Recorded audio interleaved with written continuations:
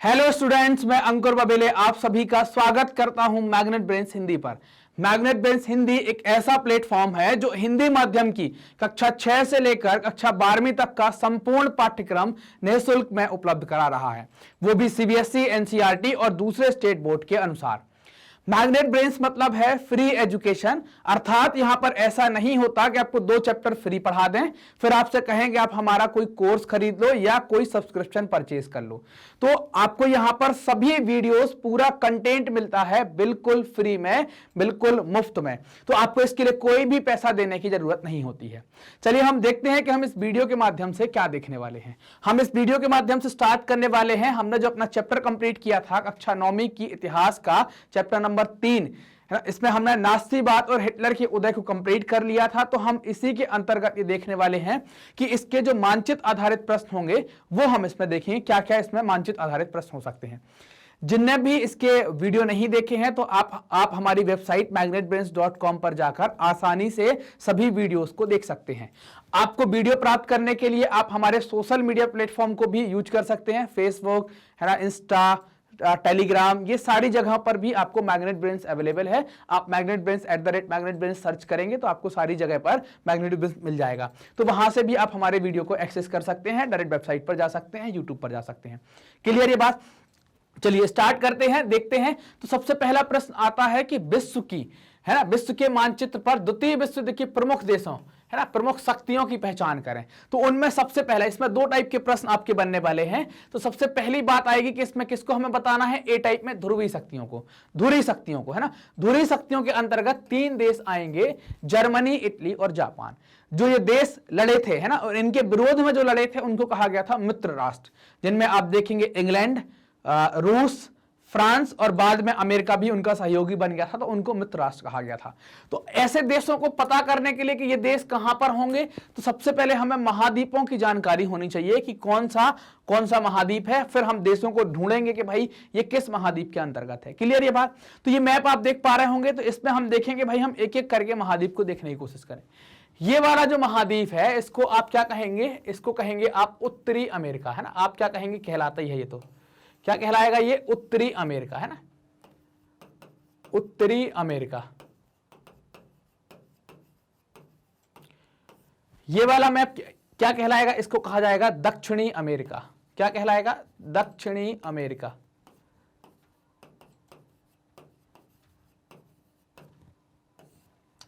फिर बात आती है कि भाई अब ये क्या कहलाएगा, तो ये इतना सा छोटा सा देख पा रहे हैं ना, यहीं पर हुई हैं सारी लड़ाइयां। इसको कहते हैं क्या अपन, यूरोप।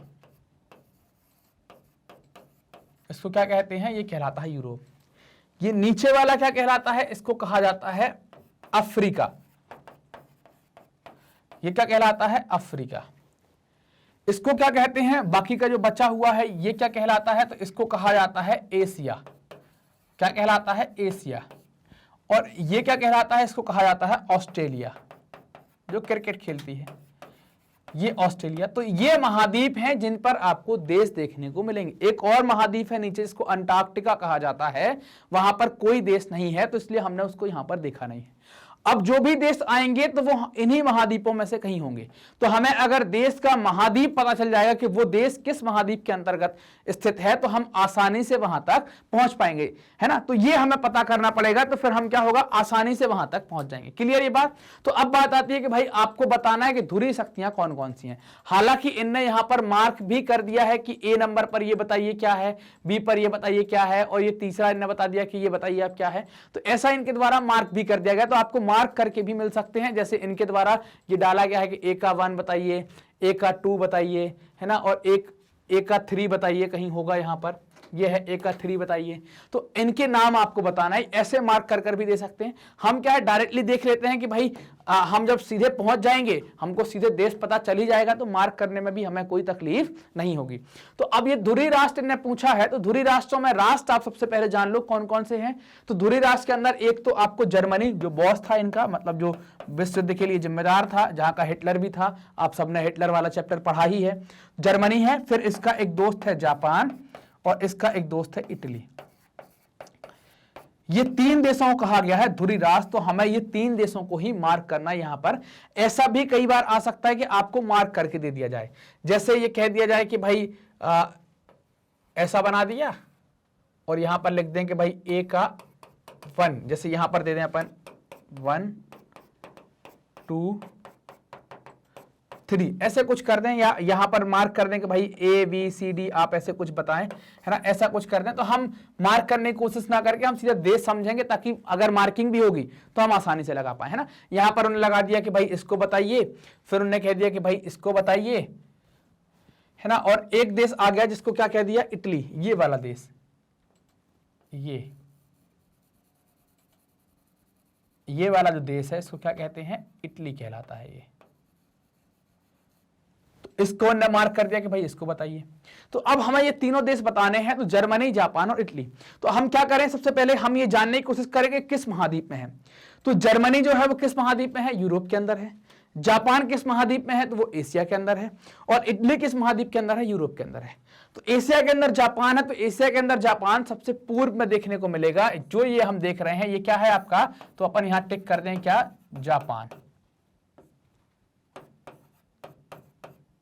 क्या लिख देंगे, ए का सेकंड और ये जापान, मतलब ए वाला क्वेश्चन पूछा गया तो ए का सेकंड जापान अपन ने बता दिया। दूसरा अपन ने पूछा है कि पहले नंबर पर क्या है, ए का फर्स्ट, तो हमने देखा कि यार ये वाला जो देश है, ये वाला जो देश है ये क्या है आपका, इसको जर्मनी कहा गया है। तो यहां क्या लिख देंगे, जर्मनी, और आगे इसका नंबर लिख देंगे, ए का क्या है, फर्स्ट है, आंसर हो गया। तीसरा पूछा उन्होंने इटली, क्योंकि धुरी राष्ट्र, कई बार ये आपको नाम दे सकते हैं, कई बार प्रश्न में ऐसा कह सकते हैं कि धुरी राष्ट्रों को विश्व के मानचित्र पर अंकित कीजिए, तो आपको तीनों राष्ट्र याद होने चाहिए। तो फिर क्या हो जाएगा यहां पर, इटली,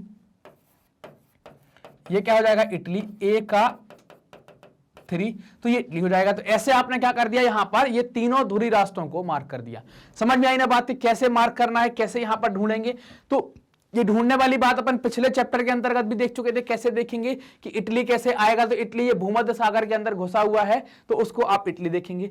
जर्मनी आपने देखा था कि ये इंग्लैंड है, इंग्लैंड के नीचे फ्रांस और फ्रांस से क्या है, जर्मनी लगा हुआ है, तो जर्मनी आपको मिल जाएगा यहां पर।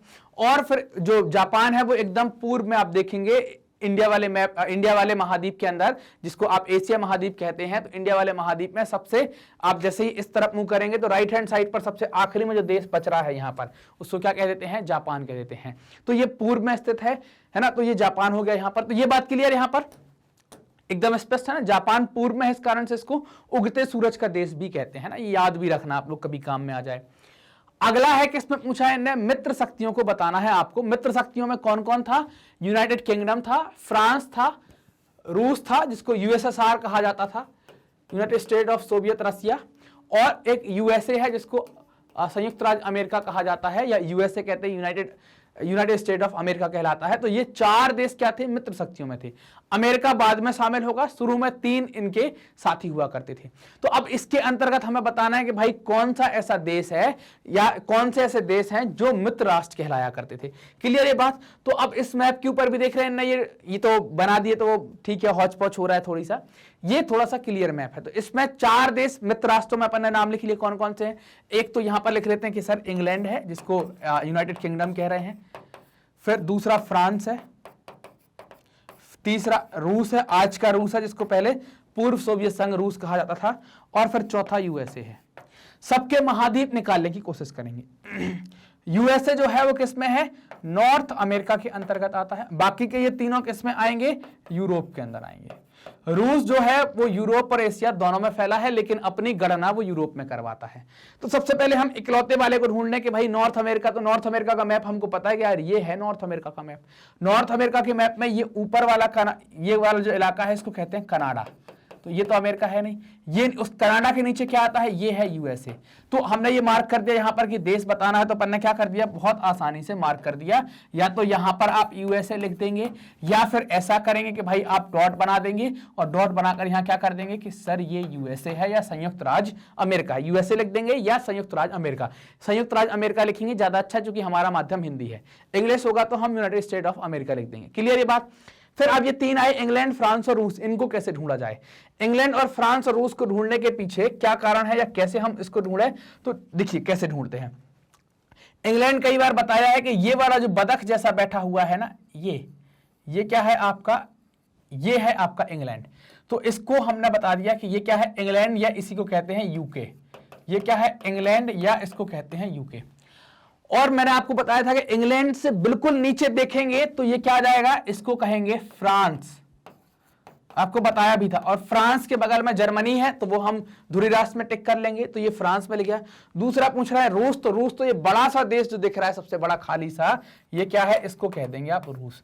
तो आप ऐसे यहां पर मार्क कर देंगे, रूस में ऐसे भी मार्क कर सकते हैं या फिर ऐसे बता दें कि भाई ये क्या है, रूस है।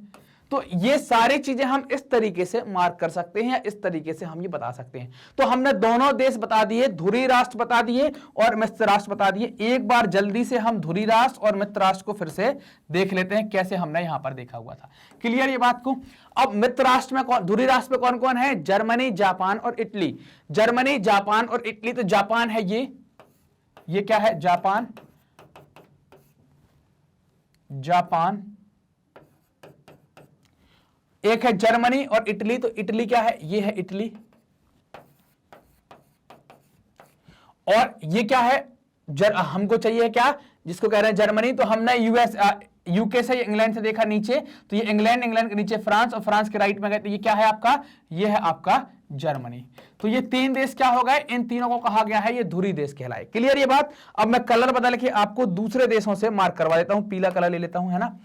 अब आप देखें यहां पर कि अब हमको मित्र राष्ट्र बताना है, तो मित्र राष्ट्र चार थे, यूएसए के बाद इंग्लैंड, फ्रांस और रूस, है ना, ये चार देश थे। तो यूएसए ये वाला इलाका हो गया, इसको आप यूएसए कह देंगे। फिर रूस का इलाका कौन सा हो गया, ये रूस हो गया, इसको आप रूस कह देंगे।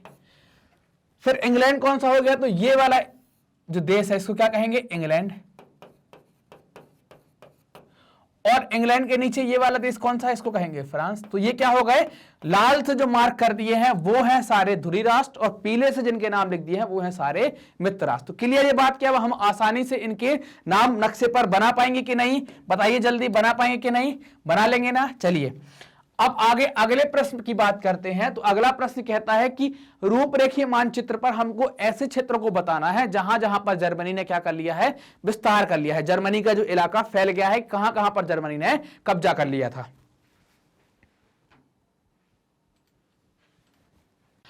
अब आप सबसे पहले देखेंगे भाई जर्मनी ने किन किन देशों के ऊपर कब्जा करके रखा था, किन किन साम्राज्य को जीता हुआ था। तो सबसे पहले उनके नाम जान लें। जैसे ही हम नाम जान जाएंगे तो क्या होगी, हमें आसानी हो जाएगी ये पता करने में कि जर्मनी का साम्राज्य कहां फैला है। तो हम मैप पर फिर उनको आसानी से टिक कर पाएंगे।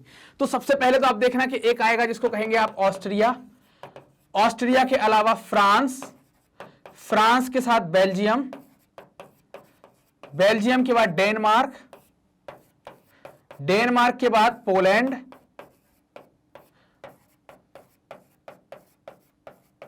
पोलैंड के बाद स्लोवाकिया, और एक है जिसको कहते हैं लिथुआनिया।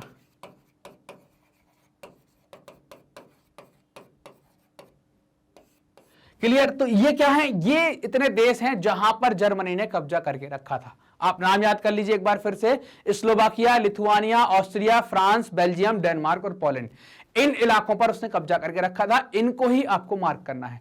तो मार्क करने के पहले आप सबसे पहले जर्मनी निकाल लो, और ये समझना कि जर्मनी के आसपास के ही ये देश होंगे, उसके आसपास ही होंगे, तभी तो कब्जा कर पाया। यहां की चीज को वहां तक कब्जा करने के लिए आपको ताकत ज्यादा चाहिए या अक्ल ज्यादा चाहिए। जर्मनी स्टार्ट हो रहा था, हिटलर का दौर आया हुआ था, तो सबसे पहले आसपास ही कब्जा करेगा ना वो, तो उसने सबसे पहले आसपास ही कब्जा किया होगा। तो जर्मनी निकालने का तरीका मैंने आपको बताया था कि मैप पर कैसे देखेंगे, इसको पकड़ेंगे, ये है क्या, इंग्लैंड, इंग्लैंड के नीचे ये है क्या, फ्रांस, और फ्रांस के राइट में ये क्या है, ये है आपका जर्मनी। क्लियर। अब जर्मनी आप पहुंच गए कि ये जर्मनी है। मैं पूरा लाल कर देता हूं जर्मनी को, लाल मतलब खतरे का निशान है ना, पूरा लाल कर देता हूं जर्मनी को, ये क्या है आपका जर्मनी है। क्लियर ये बात। अब मैं बदल लेता हूं कलर, कलर बदलता हूं। तो अब आप देखिए यहां पर कि भाई अब हमको एक एक करना है। जर्मनी के नीचे जो ये देश है, ये जो ब्लू कलर से बनाया है, इसको कहते हैं क्या, ऑस्ट्रिया। तो एक तो ये इन्हें कब्जा किया। जर्मनी के जस्ट नीचे आएगा क्या कहेंगे उसको, ऑस्ट्रिया। अगला जो देश है वो है फ्रांस। तो फ्रांस कहां है, ये बना हुआ है, मैं कलर चेंज कर देता हूं ताकि आपको क्या हो, सुविधा हो जाए देखने में। ये फ्रांस है, ये वाला जो देश है ये फ्रांस है। तो इसको क्या कह देंगे, फ्रांस का कुछ इलाका भी इनने क्या किया था, जीत लिया था ना, ये फ्रांस हो गया। अब अगला देश आता है जिसको कहते हैं बेल्जियम। तो बेल्जियम के लिए फिर अपन एक अलग कलर चूज कर लेते हैं ताकि क्या हो, दिक्कत आ जाए। ये बेल्जियम वाला इलाका है, ये पास में जो बेल्जियम, ये है बेल्जियम वाला इलाका, क्या लिखते हैं अपन, बेल्जियम। ठीक, फिर बेल्जियम के बाद क्या आएगा, डेनमार्क वाला इलाका देखना है। तो ये जो ऊपर देख रहा है ना जर्मनी के, ये ऊपर यहां पर ये क्या है आपका, ये डेनमार्क वाला एरिया है। बिल्कुल नॉर्वे के, ये जो नाक है ना इसको कहते हैं नॉर्वे, नॉर्वे के बिल्कुल नीचे होगा, इसको क्या कहेंगे आप, इसको कहा जाएगा डेनमार्क। क्या कहलाएगा, इसको कहा जाएगा डेनमार्क, है ना। ये थोड़ी सा मैं दूर लिख देता हूं यहां ताकि अच्छे से दिखे। ये क्या कहलाएगा, इसको कहेंगे डेनमार्क। क्लियर है बात को। तो आप ये अपने, आपके पास जो खाली मैप हो ना उसमें साथ में बनाते चलना, नहीं तो फिर बड़ा कंफ्यूजन होगा, आप कैसे करेंगे उसको, है ना, साथ में करते चलेंगे इसको। तो ये जर्मनी आ गया, जर्मनी के जस्ट ऊपर क्या आ गया, ये डेनमार्क देखने को आ गया। डेनमार्क के बाद ये पड़ोसी देश जो दिख रहा है ना ये वाला, ये इसको कहते हैं पोलैंड, है ना, इसको कहते हैं क्या, पोलैंड। मैं यहां बना देता हूं, क्या कहते हैं इसको, पोलैंड। अब पोलैंड के बाद एक देश आता है, इसको कहते हैं लिथुआनिया। ये है आपका लिथुआनिया, क्या कहते हैं इसको, लिथुआनिया। क्लियर। और एक और देश बचा इसको कहते हैं स्लोवाकिया। तो ये आएगा यहां पर आपका, ये वाला जो डॉट है इसको क्या कह देंगे, स्लोवाकिया, है ना। तो इसका, इस डॉट का मैं नीचे एरो कर देता हूं, स्लोवाकिया, स्लोवाकिया। क्लियर ये बात। तो ये सारे क्या हैं, ये इतने देश पर जर्मनी ने कब्जा कर लिया था या जर्मनी का विस्तार हो गया था अपने जर्मन साम्राज्य के अंतर्गत। कौन कौन से, ऑस्ट्रिया, तो हमने ऑस्ट्रिया देखा कि सर जर्मनी के जस्ट नीचे जो देश है वो ऑस्ट्रिया है। ऑस्ट्रिया के बाद जर्मनी के लेफ्ट हैंड साइड पर जो है वो फ्रांस है, फ्रांस पर भी कब्जा कर लिया। जर्मनी के बिल्कुल पड़ोसी छोटा सा देश है जिसको कहते हैं बेल्जियम।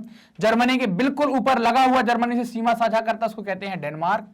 फिर जर्मनी से एक और सीमा लगा हुआ देश है, उसको कहते हैं पोलैंड। दो और देश हैं पास में, एक ये लिथुआनिया हो गया और ये क्या हो गया, स्लोवाकिया। तो ऐसा करके ये इस तरीके से मार्क कर लिया तो क्या हो गए, हमको ये मिल जाएंगे। अब आपको इनको याद करने के लिए पहले तो आपको ये नाम याद करने पड़ेंगे, दूसरा आपको मैप पर एक दो बार भर कर देखना पड़ेगा। अगर आप भरेंगे नहीं तो फिर ये आपको याद नहीं रहेगा, आपको मैप भूल जाएंगे सारे। एक बार देखकर भरिए और एक दो बार बिना देखकर भरिए, तो फिर आप क्या कर पाएंगे, इनको आसानी से भर पाएंगे। मान लीजिए आ गया ये प्रश्न, तो फिर क्या करें हम, फिर तो हमारे तोते उड़ जाएंगे। तो इनकी प्रैक्टिस तो करनी पड़ेगी। और मैप हो सकता है कि इससे क्लियर आ जाए, अच्छी बात है। अगर क्लियर नहीं आया तो फिर आपको ऐसे ही मैप पर प्रैक्टिस करनी पड़ेगी। तो आप पहले क्लियर मैप पर प्रैक्टिस करना, इसको भी देखते रहना साथ साथ में। तो क्या होगा, हमको याद हो जाएंगी चीजें, रट जाएंगे, हम अंदाजा लगा पाएंगे। क्लियर है बात। आपकी सुविधा के लिए magnetbrains.com वेबसाइट डेवलप की गई है, ताकि आप जैसे ही magnetbrains.com गूगल पर टाइप करें तो ऐसा एक पेज खुलेगा और आप magnetbrains.com पर पहुंच जाएंगे। तो वहां पर आप आसानी से सिस्टमैटिक तरीके से क्लास वाइज, सब्जेक्ट वाइज सभी वीडियो को बहुत आसानी से देख पाएंगे। तो इसके लिए ये वेबसाइट डेवलप की गई है। गूगल पर जैसे डालेंगे magnetbrains.com ऐसा पेज खुलेगा, आप जाएंगे, आपको सिलेक्ट करना है हिंदी मीडियम, इंग्लिश मीडियम, आपने सेलेक्ट किया, फिर आपको क्लास सेलेक्ट करनी है, फिर आपको सब्जेक्ट सेलेक्ट करना है कि किस सब्जेक्ट का वीडियो आपको देखना है। आपने जिस भी सब्जेक्ट का वीडियो सेलेक्ट किया, सपोज करो सोशल साइंस का किया, तो ये प्लेलिस्ट खुल जाएगी। इसमें आप देखते चले जाएंगे भाई आपको कौन कौन से सब्जेक्ट के कौन कौन से टॉपिक की वीडियो देखने हैं।